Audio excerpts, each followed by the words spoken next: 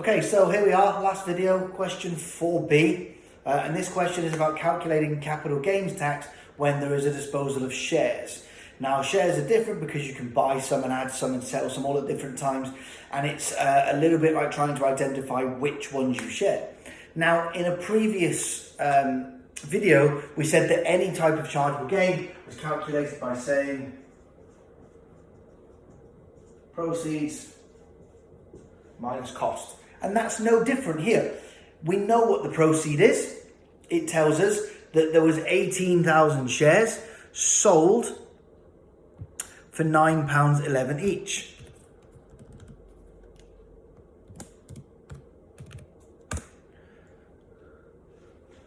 So 18,000 times £9.11. The proceeds is 163,980.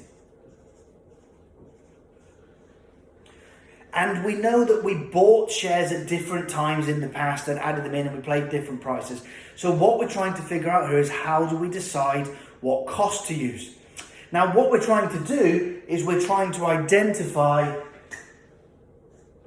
which 18,000 shares it is we are selling, because we have bought 15, 16, 22, we have bought 30,000 shares over a 10-year period. So we're identifying which ones we've sold and which ones we haven't. Now, we're trying to get to 18,000 shares. The way we identify these shares is under 3 rules. Number 1, any bought same day. So this sale took place on the 18th of October 19.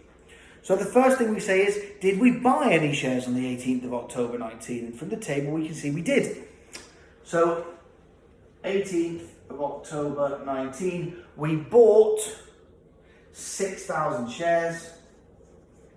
We paid £9.15, and that is a total cost of 54,900. Rule 2.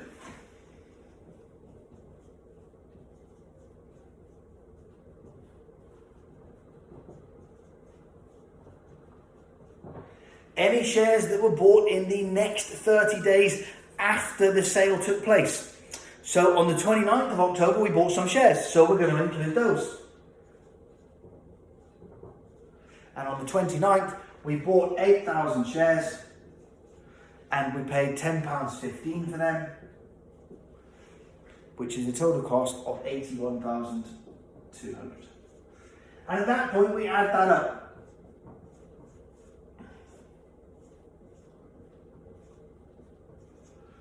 And now we know we have identified 14,000 shares and they cost £136,100. Now rule number 3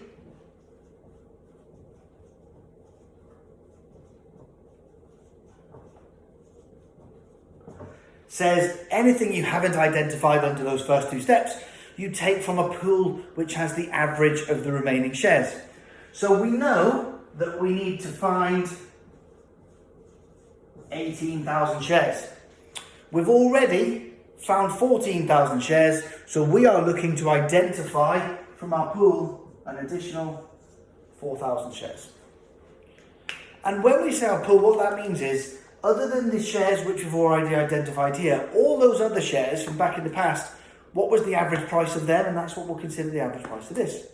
So what we do is we look at all of those previous times we bought shares and we work out the average price. So we have a pool, and on the 20th of December 09, we bought 5,500 shares and we paid £3.70, and that's a cost of 20350.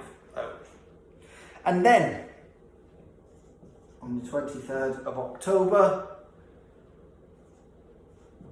2010, we bought another 5,500 shares and we bought them for £4.85, and that cost us 26,675. And finally, on the 18th of December 2012, we bought 5,000 shares. We paid £7.45, and that cost us 37,250. That's the summary of all the shares which we had bought, which had not been identified under number 1 or number 2. And then we add these up, and that tells us in our pool we have 16,000 shares, and they cost 84275. And if we do 84275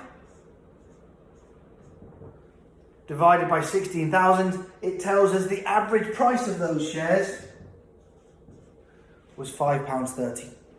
Sorry, £5.27.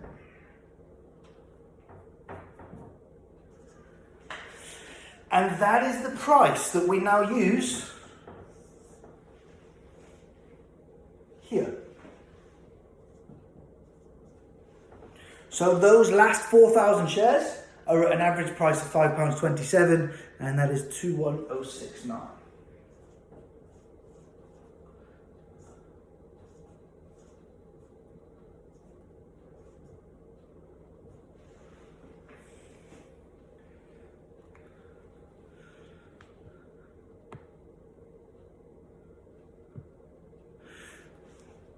And what that does is tells us that the cost which we have identified of these shares is 157,169.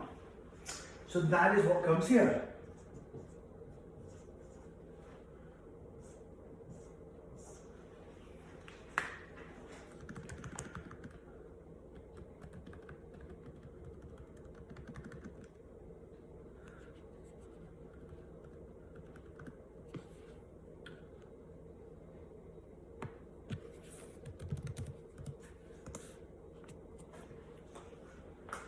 And that gives us a gain of 6811.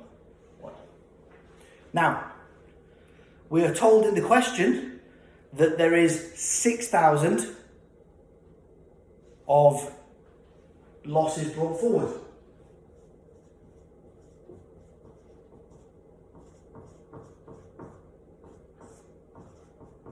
So the gain here is 811. Personal allowance is 12,000, so we only need 811, and there is no tax to pay. So the important bit here is figuring out this, the cost which we are going to attribute to these shares which have been sold. The proceeds is very straightforward. We sell 18,000 shares for £9.11. We know what that's going to do. All chargeable gains is proceeds minus cost. In this instance, we have to go through all of this to find that figure. Hopefully, that's clear enough to follow. Carry on working through stuff, carry on looking at videos, carry on looking at solutions. And that's it. Keep looking, keep working. Remember, you have the option to take the exam tomorrow or not take the exam tomorrow, today being the 10th of May. The exam is tomorrow at 11, on the 11th. If you do not submit, that will be us saying you didn't want to do the exam, and you can do it at the next opportunity on July the 2nd. Best of luck. I'll speak to you soon.